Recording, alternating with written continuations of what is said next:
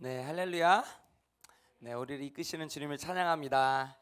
네, 또 이렇게 많은 분들이 연말에 또 이렇게 주님을 예배하기 위해서 이곳 가운데 모였는데, 네, 저희가 이렇게 길거리를 지나다니다 보면은 12월이라 보니까 연말 행사를 많이 하는 것 같아요. 뭐 연말 행사, 연말 판매합니다, 연말 크리스마스 트리 이런 것들을 많이 하는데, 저도 이제 길거리를 다니다 보면서 아, 진짜 2022년이 다 갔구나.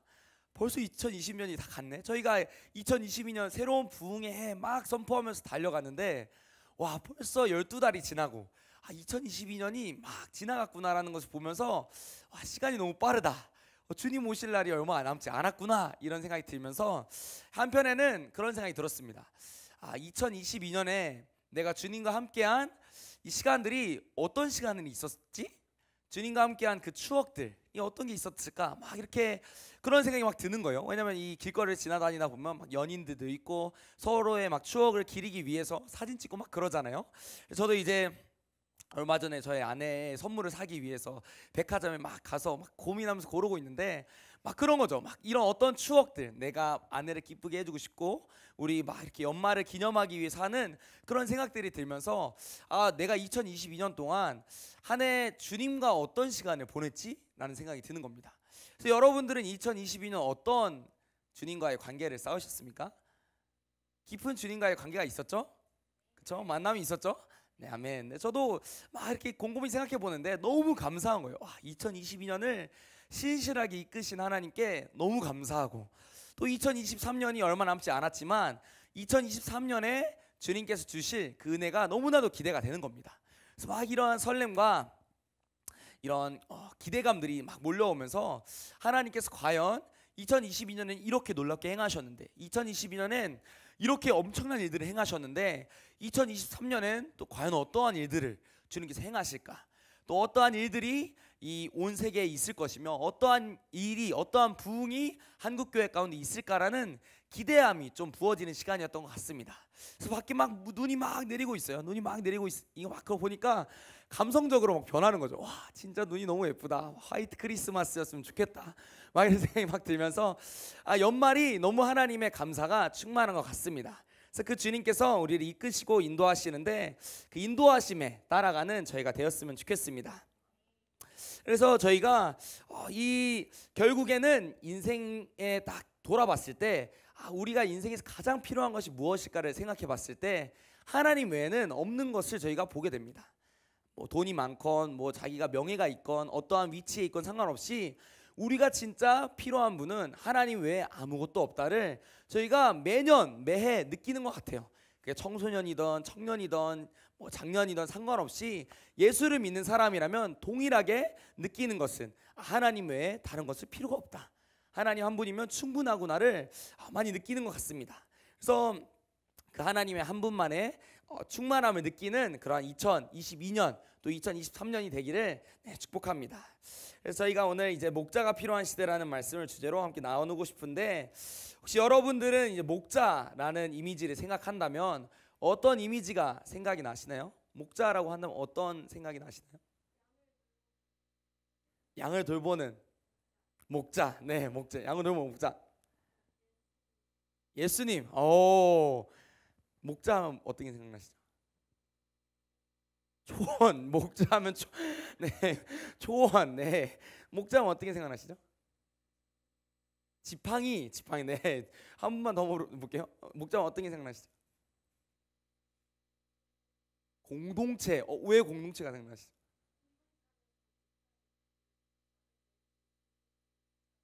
와, 가장 영성이 뛰어나신 네, 목자를 생각하면 제가 많이 생각이 듭니다. 그래서 저도 목자를 생각하는데 선한 목자가 보통 생각이 나잖아요.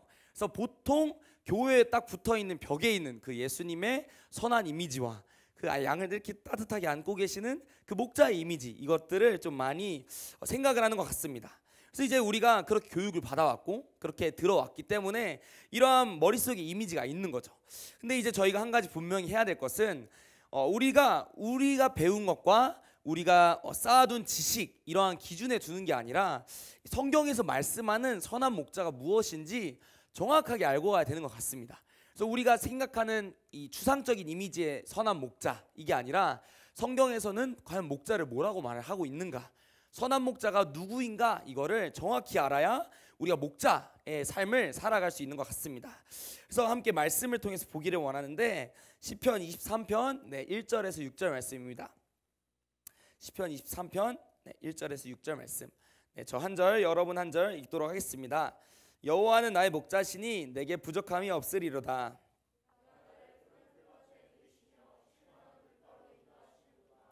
내 영혼을 소생시키시고 자기 이름을 위하여 의의 길로 인도하시는도다.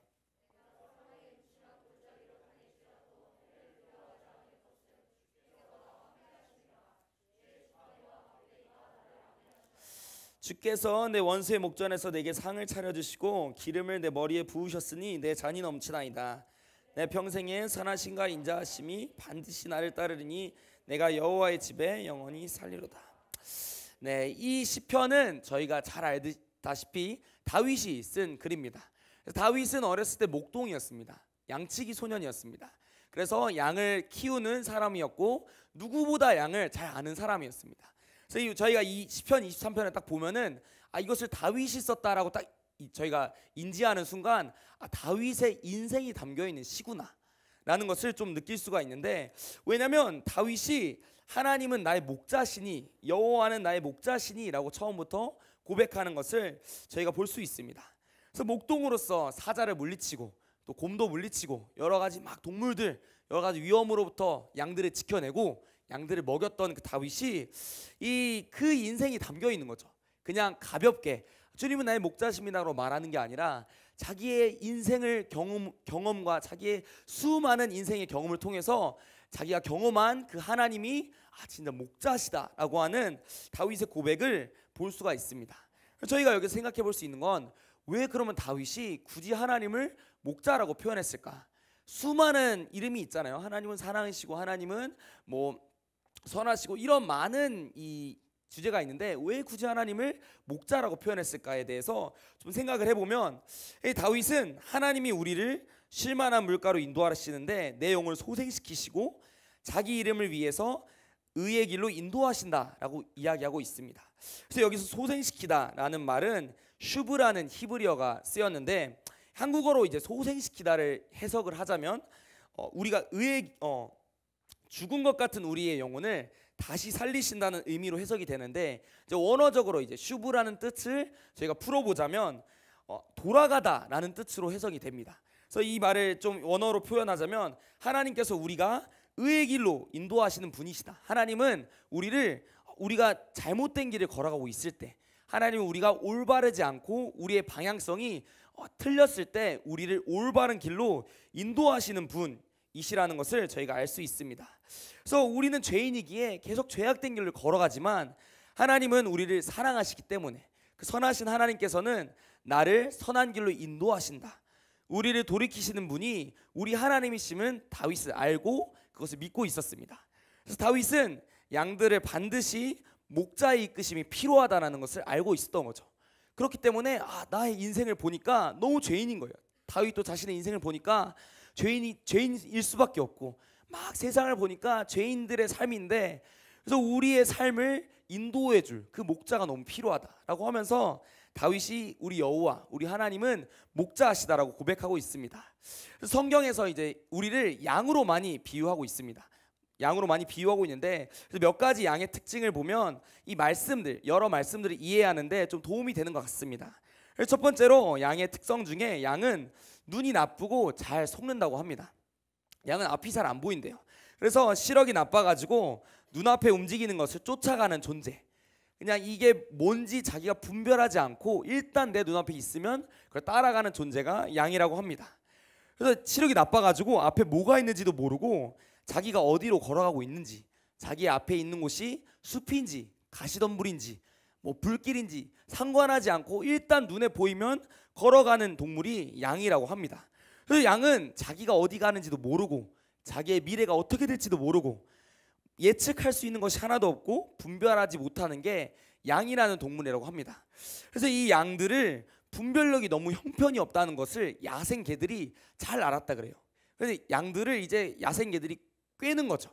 양들을 잡아먹기 위해서. 그래서 어떻게 꿰냐면 양들이 분별력도 없고 양들이 앞에 보이는 게 없으니까 자기가 마치 목동인 마냥, 자기가 마치 그 양들을 이끄는 양인 마냥 연기를 하는 거예요. 연기를 해가지고 양 앞에서 이렇게 막 이끄는 겁니다. 양들은 이제 그걸 보고 막 가는 거예요. 양떼무리가 막 가는 건데 그 양떼무리를 결국엔 이 좁은 골짜기로 유도해가지고 이 양들이 도망치지 못하게 만들어 놓고 잡아먹었다고 합니다.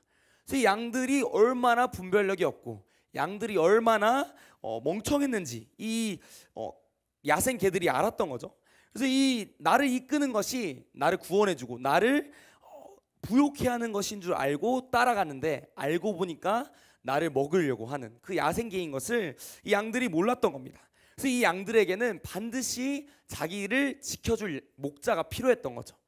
그러니까 너무나도 필요했던 겁니다. 그냥 양 혼자서 어떤 초원을 드나들기에는 너무나도 연약한 존재, 모든 동물한테 다 잡아먹힐 수밖에 없는 존재가 양이었다고 합니다.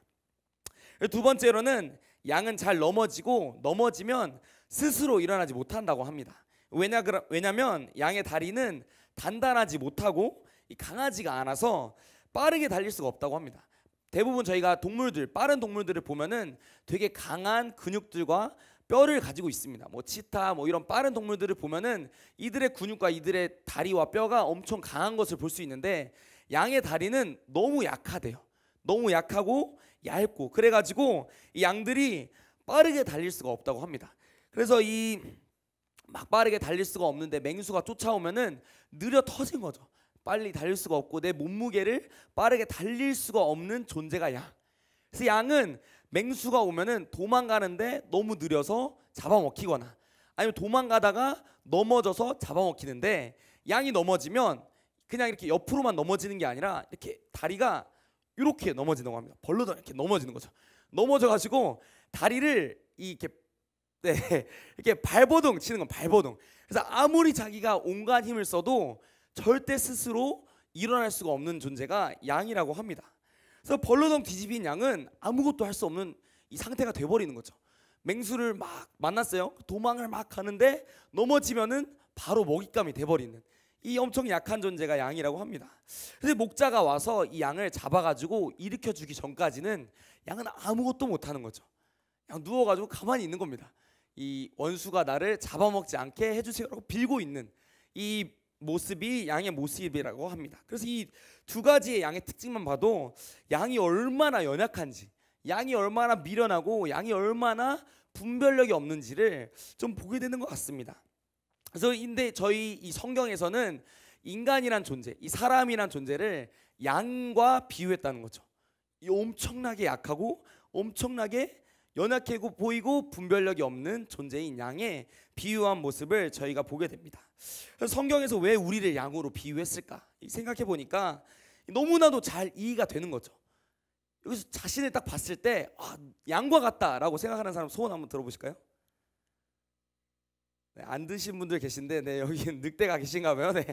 네, 양과 같다라고 하면 다 동의하시는 거죠. 왜냐하면 내가 그만큼 연약하니까 모든 사람들이 다 인정하는 겁니다. 주님 저가 너무 연약하고. 그래서 하나님 없이는 아무것도 할지 모르고 솔직히 여기서 우리의 미래가 우리의 뭐 앞으로의 1시간 뒤 뭐 30일 뒤 뭐 1년 뒤에 우리가 어떻게 되리라 장담할 수 있는 사람이 아무도 없지 않습니까? 저희는 미래를 알 수가 없는 거죠. 양과 같이 정말 앞이 껌껌이 보이지 않아 가지고 인생이 어디로 가는지 알지도 못하고 내가 잘 살아가고 있는지 내가 못 살고 있는지도 잘 알지도 못하고 내 미래가 어떻게 되는지도 알지도 못한 채 걸어가고 있는 존재임을 좀 보게 되는 것 같습니다. 그래서 이 가운데 우리가 양과 같다, 내가 진짜 양이랑 똑같다라고 말하고 계신 분은 정말 진리 위에 서 계신 분인 거죠. 진짜 하나님이 지으신 사람 그 모양 그대로 연약한 인간이지만 하나님의 도우심이 필요한 그 모습 그대로 서 있는 것을 저희가 보게 되는 것 같습니다.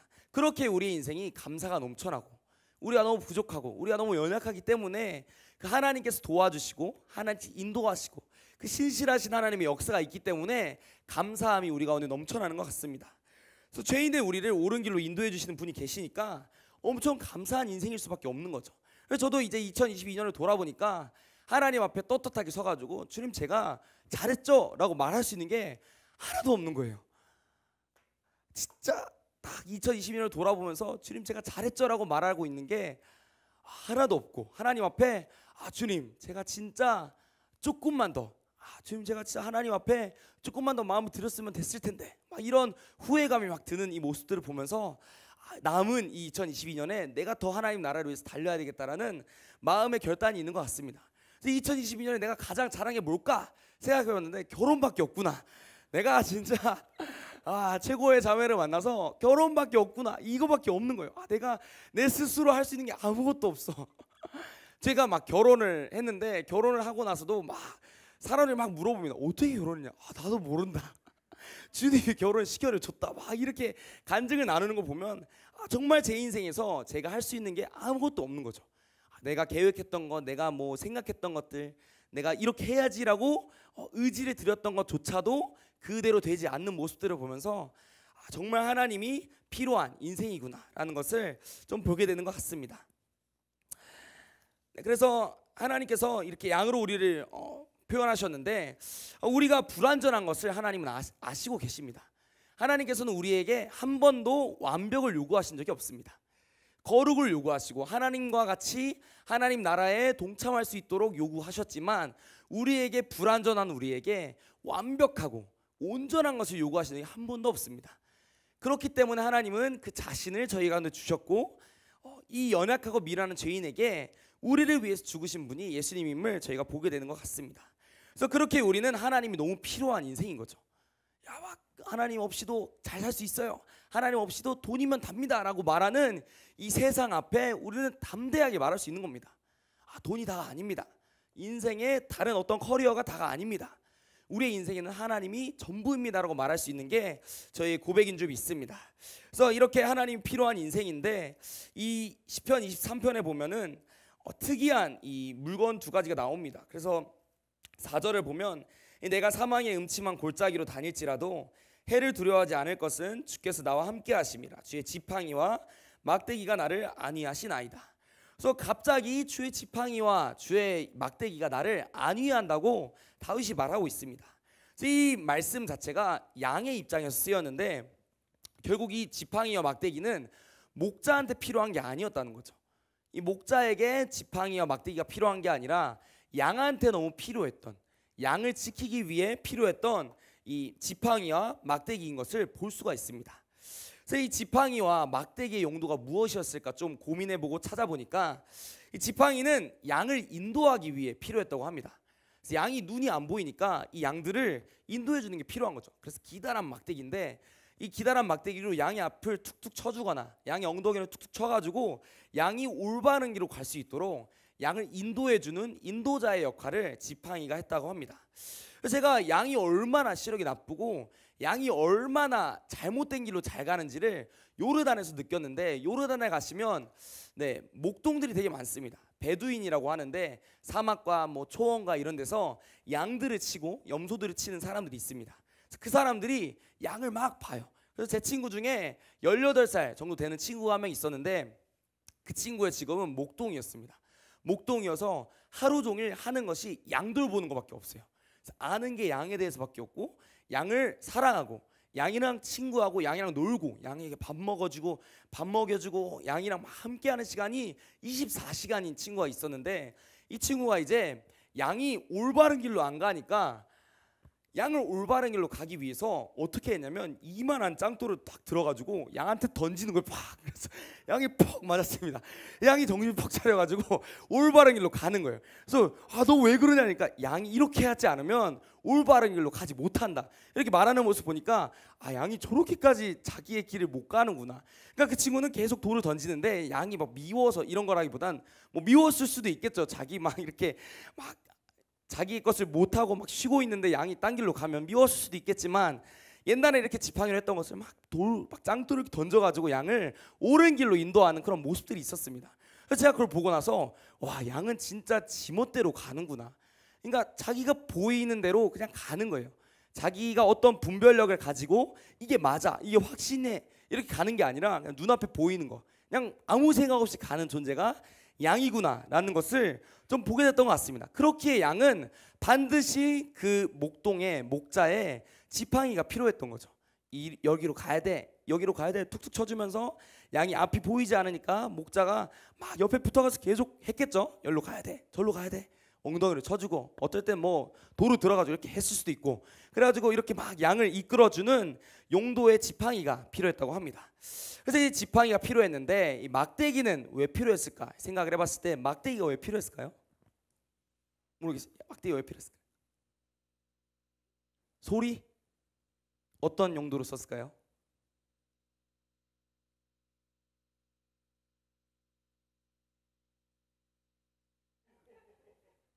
맞아요. 네, 그거예요. 네.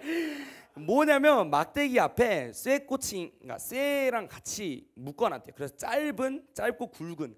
그래서 원수가 왔을 때, 동물들이 왔을 때 그걸로 찔러 죽이고 그걸로 던져가지고 맞추고 이러는 용도의 막대기가 필요했다고 합니다. 제가 이 말씀을 보면서 놀란 거예요. 아, 내가 생각했던 목자의 이미지는 예수님처럼 이렇게 양을 딱 안고 사랑하는 양아 이러고 있는 목자의 이미지였는데, 알고 보니까 여기에는 이 무시무시한 이 무기가 숨겨져 있는 거예요. 왜냐하면 양을 지켜야 되니까. 양을 먹으러 오는 이리와 양을 먹으러 오는 그 야생 개들을 지키기 위해서 목자는 어느 정도의 전투력을 가지고 있어야 되는 겁니다. 그래서 우리가 선한 목자라고 생각했을 때 엄청 나이스하고 배려심이 좋고 막 유해 보이고, 근데 알고 보면 이 선한 목자는 양을 지키기 위한 전투력이 필요했던 거죠. 양을 지키기 위한 무기가 필요했고 양을 지키기 위해서 자신의 목숨을 바치는 그러한 선한 목자임을 저희가 볼 수가 있습니다. 그래서 이 막대기와 지팡이로 양을 지키고 인도하는 목자가 있었는데, 이 양을 먹으려고 하는 무리들을 위해서, 무리들 막 있는데 이걸 지키기 위해서 선한 목자는 목숨을 버린다고 말씀이 나와 있습니다. 저희 말씀 한 구절 같이 또 읽었으면 좋겠는데, 요한복음 10장 7절에서 18절 말씀입니다. 네, 요한복음 10장 7절에서 18절 말씀. 네, 저 한 절 여러분 한 절 같이 돌아가면서 읽겠습니다. 그러므로 예수께서 다시 이르시되 내가 진실로 진실로 너에게 말하노니 나는 양의 문이라.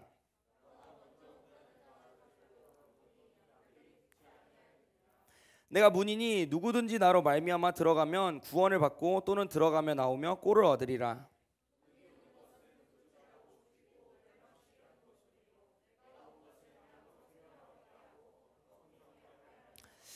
나는 선한 목자라. 선한 목자는 양들을 위하여 목숨을 버리거니와.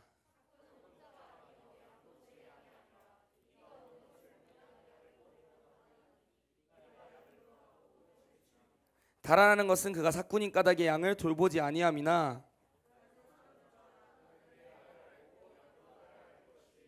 아버지께서 나를 아시고 내가 아버지를 아는 것 같으니 나는 양을 위하여 목숨을 버리노라.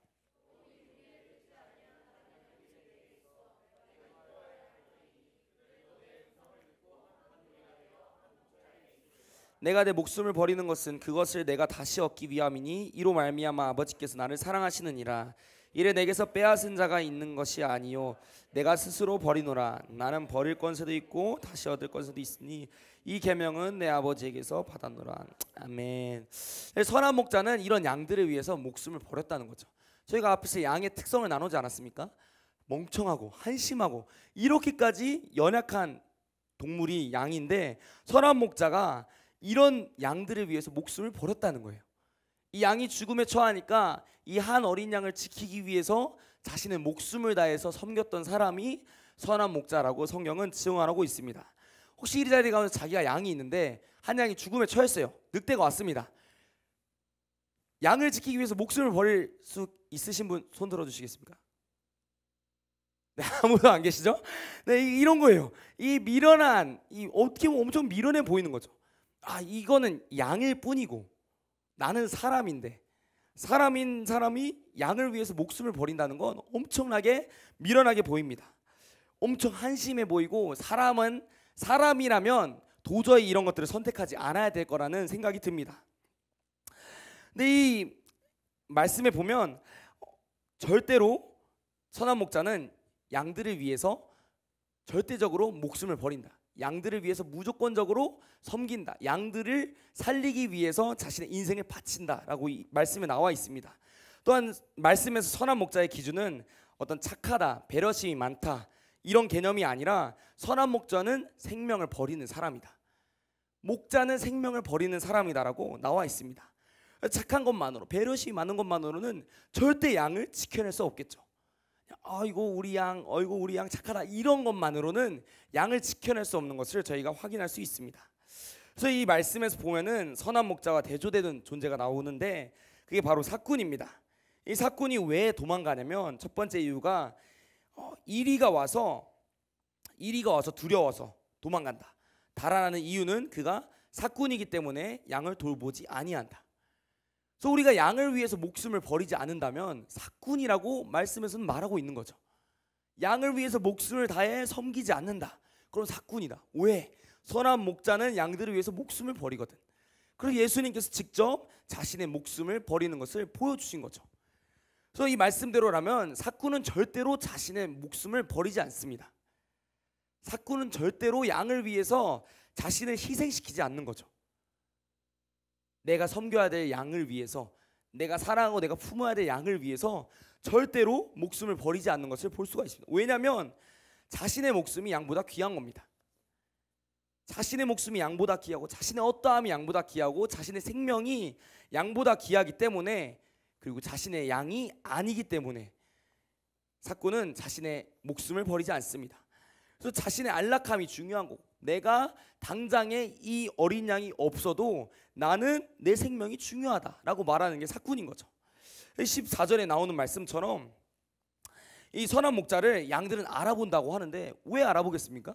사꾼은 자신을 버리고 도망가는데, 자신이 죽을 위기에 처했을 때 자신을 버리고 도망가는데, 이 참된 목자, 선한 목자는 절대 버리지 않는다는 거죠. 양들도 알아본다는 거예요. 양들도 자신의 목자를 알아보는 이유가 뭐냐면, 선한 목자는 자신의 생명을 바쳐서 양을 섬기기 때문에. 그래서 이러한 목자가 되기를 원합니다. 이 시대에 그냥 아무 생각 없이 내 안락함이 중요해, 내 인생이 중요해 라고 하면서 나를 위해 살아가는 게 아니라 정말 이 양들을 위해, 주님께서 맡기신 양들을 위해 목숨을 다해 바치는 그런 목자들로 함께 일어나기를 소망합니다. 네, 그래서 이 16절을 함께 다시 읽었으면 좋겠는데, 네, 16절 같이 읽도록 하겠습니다. 시작. 또 이 우리에 들지 아니한 다른 양들이 내게 있어 내가 인도하여야 할 터이니 그들도 내 음성을 듣고 한 무리가 되어 한 목자에게 있으리라. 결국 하나님의 마음은 이 어떤 목자로서 내 맡겨진 양들을 위해서 살아간다라는 개념이 아닌 거죠. 주님께서 말씀하시는 게 뭐냐면, 이 우리에 들지 아니한 다른 양들이 있다. 지금 나와 함께하고 있는 양들도 있는데 잃어버린 양들이 있고, 이 우리에 들지 아니한 사망을 향해 달려가고 있는 양들이 있다. 근데 내가 그 양들이 있는데 그들을 내게 인도해야 될 것이다 라고 주님께서 말씀하고 계십니다. 선한 목자는 그냥 자기가 자기의 속해 있는 곳에서 자기의 바운더리 안에 있는, 자기가 만나고 있는 사람들만 돌보는 사람들이 선한 목자가 아닙니다. 선한 목자는 이 우리에 들지 아니한 사람들을 감당해내는 거죠. 이 우리에 들지 아니한 사람들을 책임져 지는. 그래서 저희 FGM 선교에서 계속 TLS, TMC, FGM 모든 스쿨에서 선교와 제자양육을 외치면서 죽도록 동원하죠.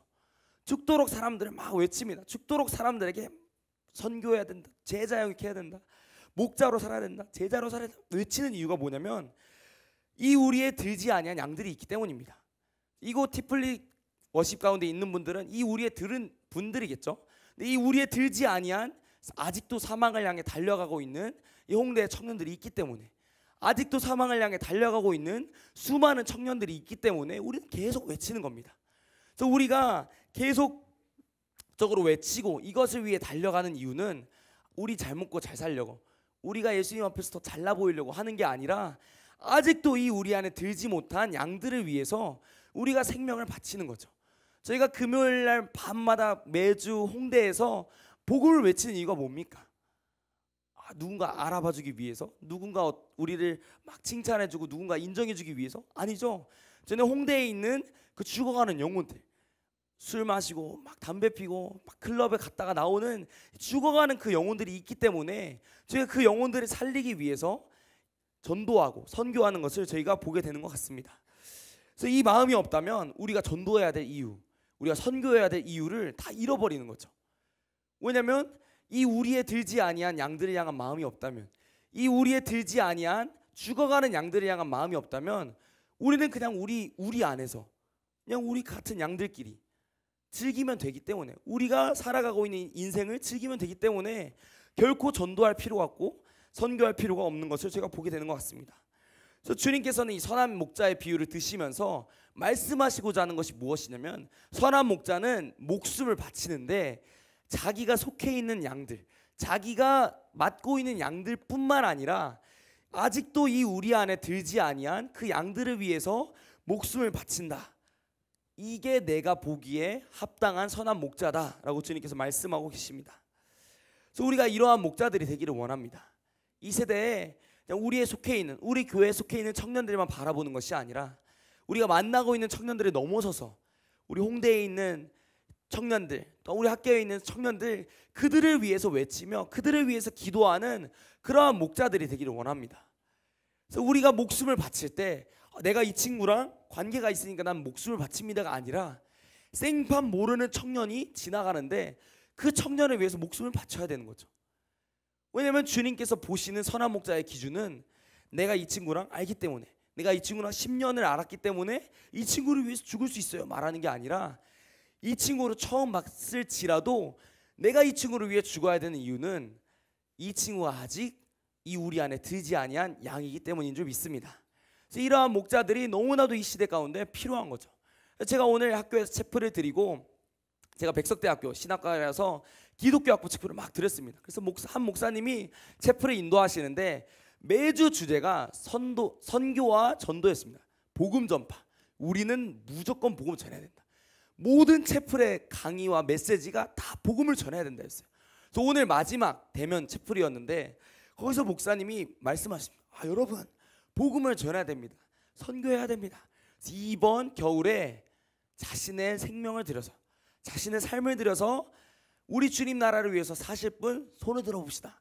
손을 딱 들었는데 몇 명이 손이 안 들리는 거예요. 그래서 제가 놀랐습니다. 그래서 저도 이렇게 들었는데 제 주변에 다 내리고 있는 거죠. 다 핸드폰하고 다 자고 있고. 근데 그게 기독교 학부 채플. 물론 백석대학교 채플이 막 죽었다 이렇게 말하는 건 아니지만, 그러한 주님 나라를 위해 살겠다고 헌신한 그 사람들이 내가 다른 어린 양들을 위해서, 내가 이 우리에 속해 있지 않은 양들을 위해서 삶을 드리겠습니다라고 하는 청년들이 너무나도 적은 거죠. 제가 그 순간 주님한테 너무 죄송한 거예요. 주님, 우리 한국교회가 그렇게 외치고 그렇게 주님 앞에 간절히 외치고 기도했는데, 주님 지금 청년들이 이렇게까지 남들을 위해서 아직도 이렇게 살아가고 있네요. 이런 마음이 들면서 주님 앞에 너무 죄송한 겁니다. 주님, 정말 이 한국교회가 다시 한번 부흥을 원하는데 막 부흥을 외치고 있는데 한국교회 청년들의 실태가 이렇습니다. 그래서 애통하는 마음과 그런 기도 제목들이 너무나도 나오는 시간이 오늘 있었습니다. 그래서 막 생각이 나는 거죠. 진짜 한 영혼을 죽음에서, 사망에서 생명을 이끄는 목자는 그냥 입에 발린 말을 하는 사람이 아니라, 그냥 앞에 강단에 서가지고 말씀을 전하는 사람이 아니라 정말 이 사람을 위해서 목숨을 바쳐주는 사람이잖아요. 근데 이 사람이 너무나도 필요하겠다. 이 시대 가운데 우리 2023년에는 이러한 목자들이 일어나는 것을 소망하면서 달려가야 되겠다. 나 먼저 목숨을 버리면서 이렇게 달려가야겠다라는 결단이 있었던 하루였던 것 같습니다. 그래서 이 선한 목자는 다른 양까지도 자신의 생명을 드리면서, 자신의 생명을 바치면서 섬기는 것을 보게 되는 것 같습니다. 그래서 하나님께서 바라보시는 이 목자의 기준은 어떠한 착하고 배려심이 많고가 아니라 한 영혼을 위해서, 죽어가는 영혼을 위해서 목숨을 바치는 그 목자를 주님께서 바라시는 줄 믿습니다. 근데 이 선한 목자는 이 책임감과 의무감 때문에 나아가는 것이 아니라 자기가 스스로 생명을 걸면서 나아가는 것이라고 말씀에 나와 있습니다. 그래서 이 17절에 보면 예수님께서 말씀하시는 거죠. 17절에 보면 내가 목숨을 버리는 것은 내가 다시 얻기 원함이니 이로 말미암아 아버지께서 나를 사랑하시느니라. 이를 내게서 빼앗는 자가 있는 것이 아니라 내가 스스로 버리노라. 그러니까 예수님께서 십자가 지신 이유는 사단의 권세가 승리했기 때문이 아니라, 어떤 사람들이 원했기 때문이 아니라 예수님께서 스스로 목숨을 버리신 거죠. 왜냐하면 내가 이 우리에 들지 아니한 그들이 구원받기 원하기 때문에. 아직도 예수를 믿지 않고 아직도 진리 앞에 나오지 못한 그 영혼들이 있기 때문에 예수님은 스스로 자신의 생명을 드리신 것을 볼 수가 있습니다. 네, 저희 말씀 한 구절 더 봤으면 좋겠는데요. 베드로전서 2장입니다. 베드로전서 5장 2절 말씀입니다. 베드로전서 5장 2절 말씀 함께 읽도록 하겠습니다. 너희 중에 있는 하나님의 약물을 치되 억지로 하지 말고 하나님의 뜻을 따라 자원함으로 하며 더러운 이득을 위하여 하지 말고 기꺼이 하며. 지금 말씀에 나와 있는 거죠. 너희가 약물이를 치는데 억지로 하지 말라. 하나님 나라의 사역을 위해 달려가는데 하나님은 억지로 시키는 분이 아니다. 하나님의 뜻을 따라 자원함으로 해야 된다. 어떠한 더러운 이득과 너희의 이름이 잘 나가는 것, 너희가 예수 그리스도라는 이름을 통해서 나이스해지는 것을 위해서 하는 것이 아니라 스스로 자원함으로 스스로 하나님 나라를 위해서 달려가는 것이 목자의 역할이다. 하나님 약물을 치는 것이다라고 베드로전서에서 말하고 있습니다. 지금 이 시대는 목숨 걸고 양을 지켜내고 목숨 걸고 양을 위해서 살아가는 사람들이 필요한 거죠. 그냥 사역하는 척이 아니라 내가 FGM 선교에 속해가지고 사역하는 척을 하고 전도하는 척하는 게 아니라 정말 사람 눈치 보면서 사람들이 나를 인정해주고 인정해주지 않으면 안 하고 이런 게 아니라 정말 하나님 나라에 위해서 내가 스스로 하나님의 뜻을 따라 자원하며 나아가는 그러한 목자들이 필요한 줄 믿습니다. 그래서 이 목자들은 반드시 분별이 되겠죠. 와, 저 사람이 자신의 뜻을 따라 어떤 사람의 요구와 어떤 사람의 인정과 사람들의 가치관을 위해서 살아가는 게 아니라 자기가 하나님 앞에 결단하고 하나님의 뜻을 따라서 자원함으로 나아왔구나라는 것을 저희가 보게 되는 것 같습니다. 그래서 양들도 알아보겠죠. 열매에 맺히는 것을 저희가 볼 수 있습니다. 정말 목숨을 다해 섬기는 이 사역에는 반드시 열매가 맺히는 것을 저희가 보게 되는 것 같습니다. 하나님은 우리를 목자로 부르실 때 강압적으로 시키는 분이 아니십니다. 그냥 너가 TLS를 받았기 때문에, 너가 이렇게 했기 때문에, 너가 교회를 다니기 때문에, 너가 그리스도인이기 때문에 이걸 해야 돼 라고 말씀하시는 분이 아니라 하나님은 목자를 부르실 때 스스로 자원함으로 나아오는 사람들을 부르시는 줄 믿습니다. 왜냐하면 목자는 양을 위해서 생명을 버려야 되기 때문이죠. 양을 관리하는 수준이 아니라 양이 있어가지고 이 양은 어떻게 하고 이 양은 저렇게 하고 그냥 기계적으로 하는 게 아니라 이 양을 살리기 위해서 생명을 버리는 존재이기 때문에 하나님께서는 이 중요함과 이 책임감을 아시기 때문에 주님께서 부르시는 목자들은 반드시 자원함이 있어야 되는 줄 믿습니다. 그래서 이 마지막 시대 필요한 목자들은 그냥 어떤 사역단체에서 몇 년 사역했어요 말하는 사역자들이 아니라 자신의 인생 전부를 드리면서 하나님 앞에 헌신하는 그런 목자들이 필요한 줄 믿습니다. 그래서 제가 이 말씀을 보면서 베드로가 베드로 전서를 쓰면서 너희 중에 있는 이 하나님의 약물을 쳐라. 근데 억지로 하지 말고 하나님의 뜻을 따라 자원함으로 해라. 왜 베드로가 이렇게 말할 수 있었을까를 좀 곰곰이 생각해 보는데 베드로가 정말 예수님을 사랑했던 것을 저희가 알 수 있습니다. 그 누구보다 사복음서에 베드로는 열정적이었고 베드로는 예수님을 위해서 목숨을 바치겠습니다 라고 고백했던 베드로의 고백들을 저희가 볼 수 있는 거죠. 그의 고백들은 결코 거짓되지 않았고 그의 고백은 진짜였습니다. 진짜였고 예수님을 위해서 죽고 싶어 했고 예수님과 그의 나라를 위해서 헌신하고 싶어 했는데 베드로가 연약했고 결국 그 연약함과 그 죄 때문에 베드로는 예수님을 부인하게 됩니다. 그래서 베드로가 예수님을 부인하고 난 뒤에 예수님이 죽으시고 베드로가 낙심한 거죠. 내가 그토록 사랑했던 예수님, 내가 온 힘을 다해 온 생명을 다해 섬기겠다고 말했던 그 예수님이 죽으셨고 제자로 살기로 결단했는데 낙심한 뒤에 베드로가 나는 그물을 치러 가겠다, 나는 물고기 잡으러 가겠다라고 하는 모습들을 저희가 보게 됩니다. 근데 그때 예수님께서 베드로의 인생에 나타나셔서 베드로에게 기회를 주시는 거죠. 딱 3번 물어보시지 않으십니까? 베드로야, 네가 나를 사랑하느냐? 베드로야, 네가 이 사람들보다 나를 사랑하느냐? 그래서 예수님께서는 베드로가 다시 한번 자원함으로 하나님 나라를 위해서 헌신할 수 있도록 베드로의 입술을 통해서 고백할 수 있도록 내가 주님을 사랑합니다라고 고백하면서 이 양들을 위해서 목숨을 바칠 수 있도록 하나님께서는 베드로에게 기회를 주시는 것을 저희가 볼 수 있습니다. 제가 막 베드로의 입장에 막 생각해 보는데 베드로가 정말 예수님이 내가 이 사람들보다 나를 사랑하느냐 물어보셨을 때 이 기회를 잡고 싶었겠다. 진짜 사랑하는 예수님께서 다시 나타나셔가지고 기회를 주시는 거잖아요. 너가 나를 사랑하냐? 너 나를 위해서 죽을 수 있다며. 이걸 부인한 걸 알고 계시는 예수님께서 물어보시는 거잖아요. 다시 한번 네가 나를 사랑하냐? 그래서 이 베드로가 결코 이 기회를 놓치고 싶었지 않았겠구나. 어떻게 해서는 이 기회를 잡고 이 마음속 깊은 곳에서 나온 자원하는 심령으로부터 나온 고백이겠다라는 이 마음의 감동이 있었습니다. 주님께서는 이러한 고백을 가진 자들에게 양들을 맡기십니다. 정말 주님을 사랑하기 원하고 주님의 나라를 위해서 자신의 것을 아낌없이 드리기 원하는 그러한 청년들을 주님께서는 부르시기 원하십니다. 왜냐하면 이 목숨을 걸지 않고는 양을 지킬 수가 없기 때문입니다.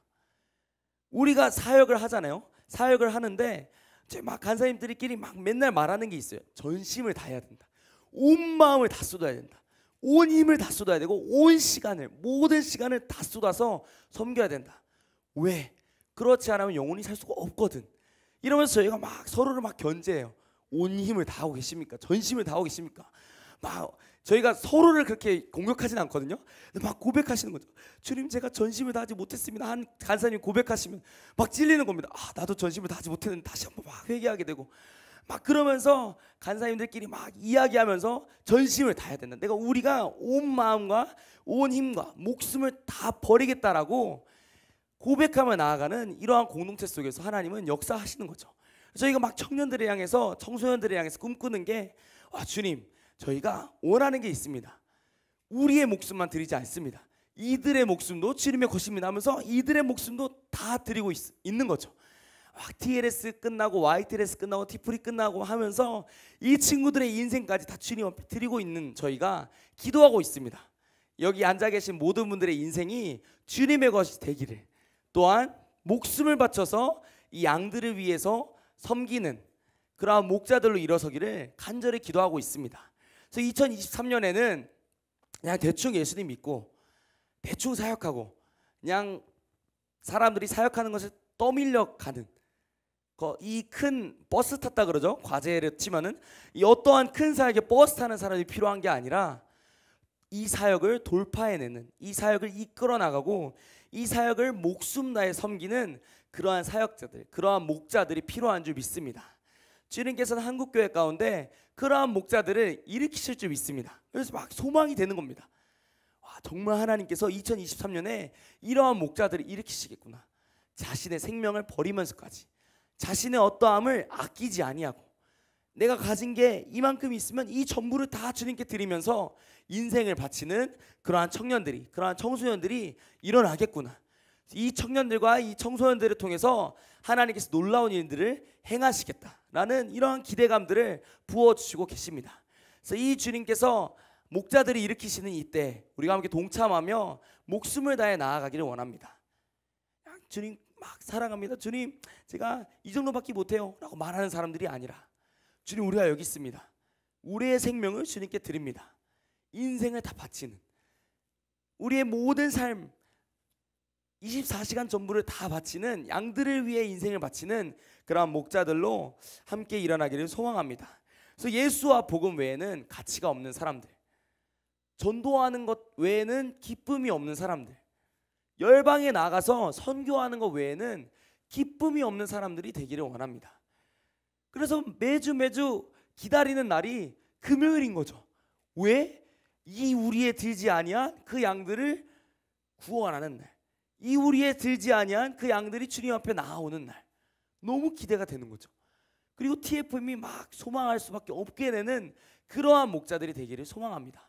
그래서 제가 월드컵을 보면서 그런 생각이 드는 거예요. 저희 한국이 16강에까지 밖에 못 갔지만 모로코가 올라갔지 않습니까? 근데 제가 1년 전에 모로코를 다녀오면서 모로코를 막 사랑하고 모로코에 대해 막 처음 갔다 온 나라였는데 소망함이 품어지는 거예요.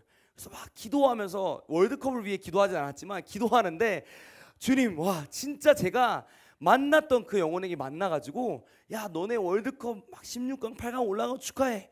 근데 이거보다 기쁜 게 있어 라고 하면서 복음을 전하고 싶습니다라는 이 마음이 너무 막 부어지는 거예요. 막 월드컵을 보면서까지 그 영혼들을 향한 마음이 부어지는 거 보니까 하나님께서는 와 진짜 이 2023년에는 무슨 일을 행하시겠다. 2023년에 엄청난 일들을 행하시겠다. 이 양들을 위해서 온 인생을 쏟는 사람들, 양들을 위해서 목숨을 바치는 사람들을 통하여 하나님의 나라를 이루어 가시겠다라는 하나님께서 큰 기대감을 주시는 것 같습니다. 이 일 앞에 우리의 목숨을 드리기를 원합니다. 그냥 누가 시켜서가 아니라, 어떤 사람이 부담을 줘서가 아니라 자원함으로, 주님 제가 주님 사랑합니다. 주님을 사랑해서 이 양들을 치겠습니다. 주님을 사랑해서 우리 캠퍼스 가운데 있는, 주님을 사랑해서 우리 학교 가운데 있는 양들을 치겠습니다라고 고백하는 그러한 거룩한 고백들이 우리 가운데 터져나오기를 원합니다. 하나님께서는 이러한 고백들을 원하시는 줄 믿습니다. 다른 고백이 아니라 주님 어떤 걸 주세요라는 고백이 아니라, 주님 우리가 여기 있습니다. 우리의 생명을 주님 드리오니 주님 우리를 받아주십시오라는 그 고백을 주님께서 기뻐 받으시고 우리를 통해 역사하실 줄 믿습니다. 네, 그렇게 함께 고백하고 기도했으면 좋겠습니다. 우리 함께 오른손을 들고 함께 고백해 볼까요? 주님 사랑합니다. 우리가 양을 치겠습니다. 목숨을 바치는 목자가 되겠습니다. 아멘. 주님께서 이 모든 고백을 다 들으셨습니다. 이곳에 계신 모든 분들, 이곳에서 이 고백을 드린 모든 분들은 주님 앞에서 도망갈 수 없습니다. 목숨을 드려야 되는 거죠. 누구를 위해? 이 우리의 아직 들지 아니한 그 양들을 위해서, 아직도 예수를 알지 못하고 죽어가는 그 영혼들을 위해서, 학교의 친구들, 홍대에서 죽어가고 있는 그 청년들, 이들을 위해서 목숨을 다해 섬기는 그러한 목자들로 일어나기를 원합니다. 그래서 곰곰이 생각해 봤는데, 저희가 하나님 나라를 위해서 목숨을 다 드리지 않을 이유가 없는 거예요. 왜냐면 이 구원이 너무나도 감사한 거죠.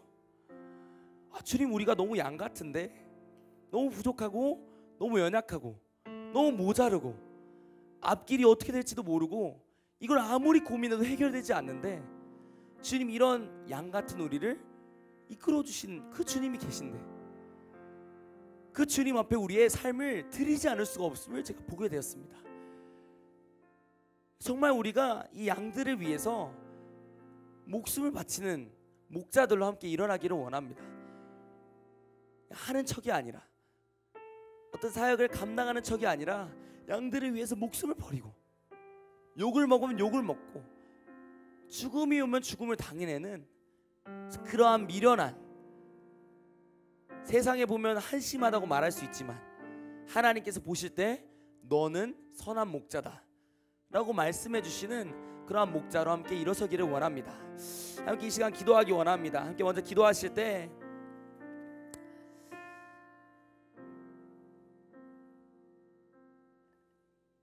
하나님 우리가 주님을 사랑합니다.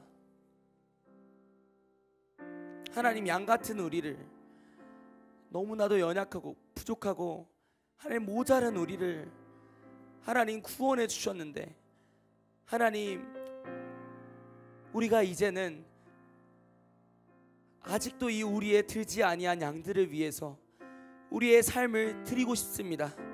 하나님 우리의 삶을 받아주십시오. 하나님 우리의 기도가 변화되기를 원합니다. 하나님 우리의 예배가 변화되기를 원합니다. 우리의 예배의 수위가 주님 변화되고 싶습니다. 우리를 위했던 모든 마음들, 우리를 위했던 모든 기도들 주님 다 내려놓고 아직도 이 우리의 들지 아니한 영혼들을 위해서 예배하며 기도하며 나아가는 그러한 목자가 되기를 원합니다.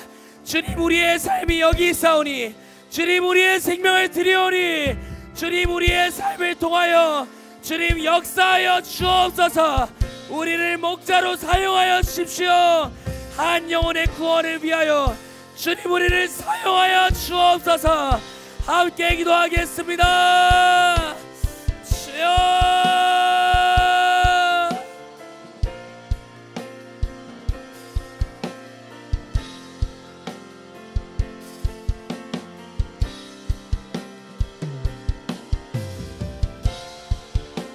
하나님 우리가 온 마음을 다해,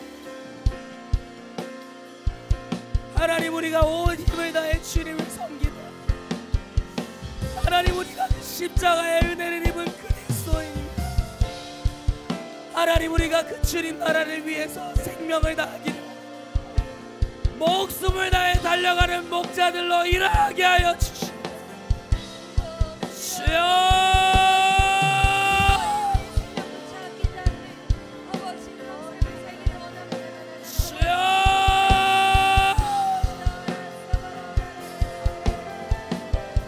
하나님 도와주시고, 하나님 우리가 목숨을 다해 섬기기를 원합니다.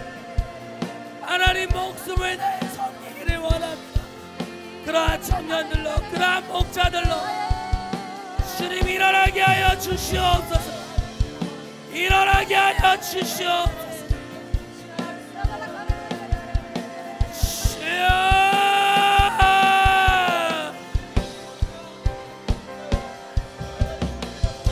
주님이 우리의 들지 아니한 주님 또 다른 양들을 위해 달려가, 또 다른 양들을 위해 죽어야 하여 주십시오.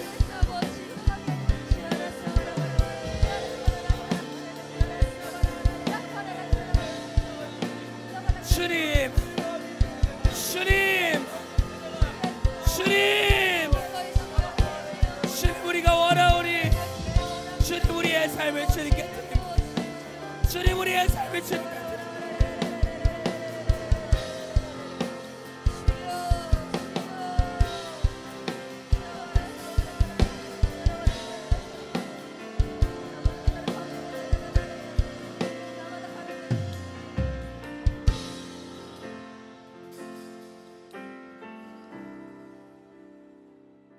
우리 한번 더 기도하겠습니다. 함께 기도할 때 우리 한국교회 청년시대 올려드리며 같이 기도하겠습니다. 하나님, 하나님 우리가 청년들을 보았을 때 하나님 누가 다른 영혼을 위해, 다른 사람의 인생을 위해 목숨을 바칠까? 하나님 이러한 질문이 들지만 하나님 2023년 하나님 이 우리의 들지 아니한 양들을 위해 목숨 바치는 하나님 그러한 그리스도인들이 일어나기를 원합니다. 하나님 한국교회 청년들 깨워주십시오. 자신에게 집중했던 모든 생각들 깨어지게 하여 주시옵소서. 주님 우리가 이 우리의 들지 아니한 죽어가는 청년들을 위해 목숨 바치겠습니다. 그 영혼들을 위해 살겠습니다. 고백하며 달려가는 한국교회 청년세대 되게 하여 주옵소서. 한국교회 청년세대여, 목자의 역성을 가지고 일어날지어다. 함께 기도하겠습니다. 주여,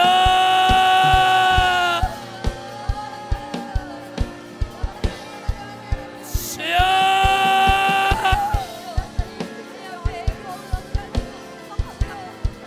하나님 우리 한국교회 하나님 우리 한국교회 주님 아직도 예수를 알지 못하고 죽어가는 주님 저 영혼을 위해 목숨 바쳐 달려나갈 청년들이 일어나게 하여 주십시오. 청년들이 일어나게 하여 주십시오. 주여,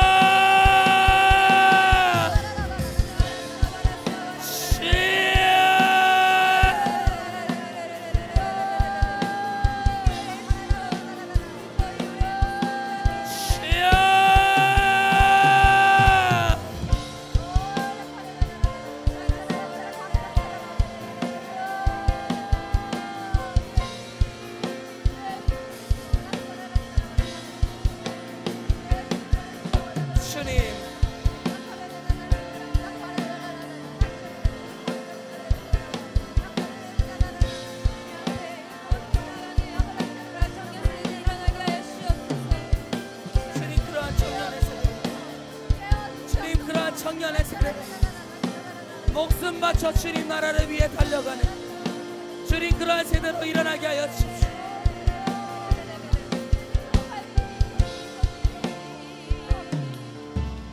번 더 마지막으로 기도할 때 우리 한국교회 주님 앞에 올려드리겠습니다.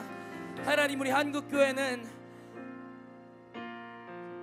순교의 피로 세워진 교회입니다. 하나님, 이 은혜를 우리가 잊지 않았고, 하나님, 우리가 주님께 드린 10만 선교사 100만 성도의 고백을 주님께서 들으신 줄 믿습니다. 하나님, 2023년 한국교회 가운데 다시 한번 선교 부흥을 주십시오. 교회들은 열방으로 달려나갈 수 있도록 부흥을 주시고, 하나님, 청년시대에 일어나 열방을 향해 전진하게 하여 주십시오. 하나님, 우리가 한국에 머물지 않겠습니다. 복음 들고 열방으로, 하나님, 복음 들고 열방으로 달려가겠사오니 이 우리의 들지 아니한 저 약대를 위하여 온 마음 다해 달려가는 한국교회 일어나게 하여 주옵소서. 함께 기도하겠습니다.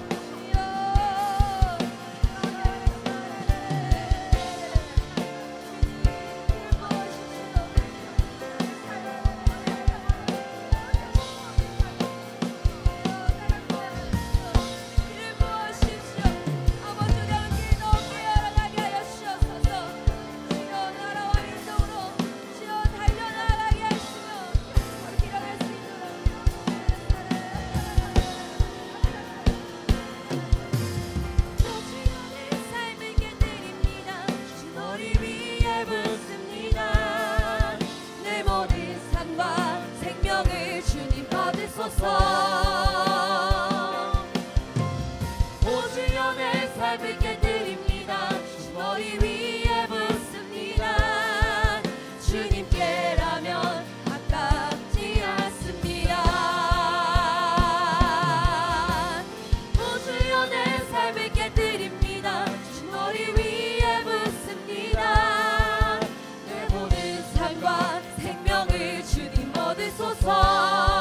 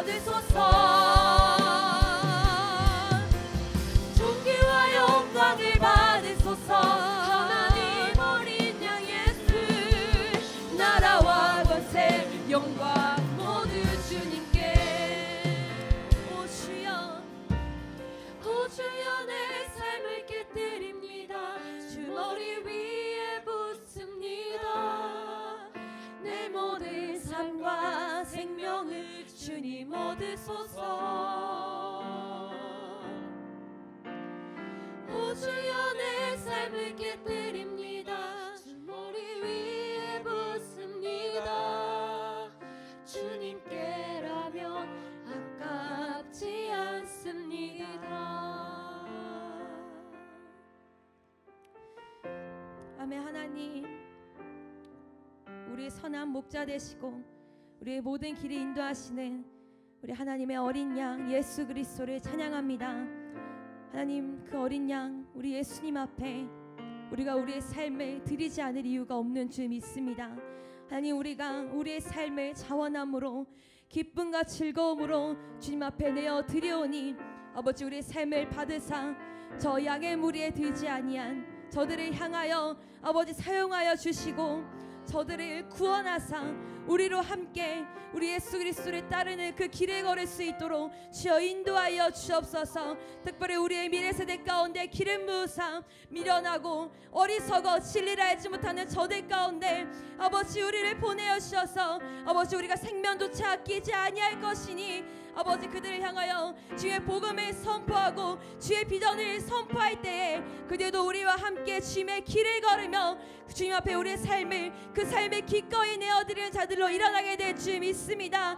그렇게 우리 미래 세대를 세워주시고 그리하여 우리 한국교회 가운데 허락하신 그 10만 선교사의 비전을 위하여 함께 달려나가는 그러한 양의 무리로 일어날 수 있도록 주여 기름 부어 주옵소서. 그렇게 인도하신 주님을 찬양합니다. 감사하며 거룩하신 예수 그리스도의 이름으로 함께 기도합니다. 아멘.